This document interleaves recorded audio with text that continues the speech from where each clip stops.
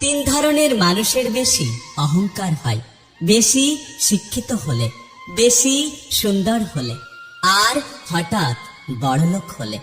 1 KG সোনার মূল্য 50 লক্ষ টাকা, আর 1 কেজি সাপের বিষের মূল্য 4 কোটি টাকা।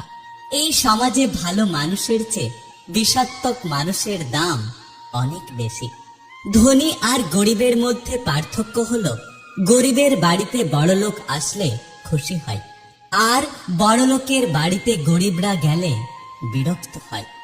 একজন নারীর বয়স আর একজন পুরুষের বেতন এটা কখনোই জিজ্ঞাসা করতে নেই, কারণ একজন নারী কখনোই নিজের জন্য বাঁচে না, আর একজন পুরুষ কখনো নিজের জন্য উপার্জন করে না।